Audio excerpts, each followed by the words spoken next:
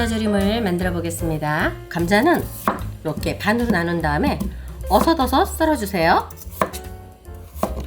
이렇게 어슷어슷 썰어 놓으면 감자가 굉장히 잘 익어요.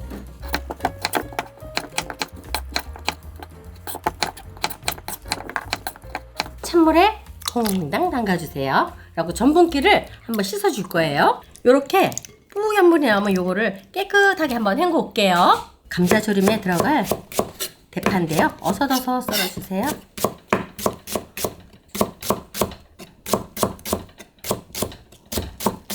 매운 게 좋으면 조금 매콤한 고추를 넣어도 돼요. 근데 이거는 모양으로 이쁘라고 넣는 거예요. 없으면 안 넣으셔도 돼요. 물기를 쭉 빼갖고 와서 이렇게 물기를 살짝 타올을 한번 꼭꼭 이렇게 꼭꼭 눌러주세요. 감자를 구워서 하면은 풍미가 더 있어요. 그리고 식감도 더 쫀득하고. 그러니까 이렇게 구워서 하려면 물이 튀면 안 되니까 이렇게 꼭꼭 물기를 꼭 제거해 주셔야 돼요. 이렇게 웍에다가 식용유를 약간 넉넉하게 넣고요. 물을 내려주세요. 감자를 넣어주세요. 기름이 확 달았을 때 감자를 넣게 되면 막혀요. 그래서 그냥 처음부터 이렇게 넣으세요. 요래 갖고 노릇노릇하게 구우면 돼요. 가만히 두고 보면 이렇게 해서부터 익어서 올라오는 게 보여요. 그래서 어느 정도 익었다 싶으면 뒤집으면 돼요. 자꾸만 뒤집었다 폈다 하지 말고요. 이렇게 구워서 하면 감자조림을 하고 나면 감자조림이 안 부서져요. 그래서 이렇게 한번 골고루 잘 구워주세요.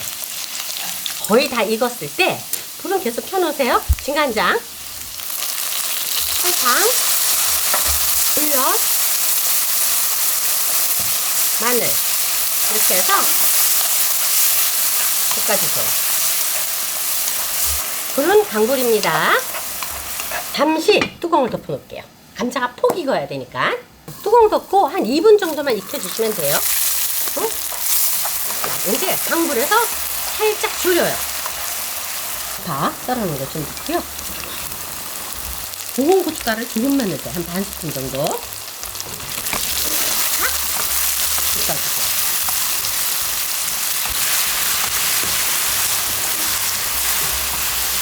이렇게 막 볶아도 감자가 하나도 안 뭉그러지죠?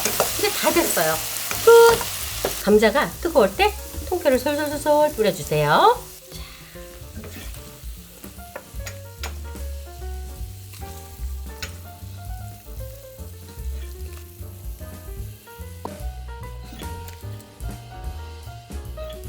구운 감자조림이 다 완성되었습니다.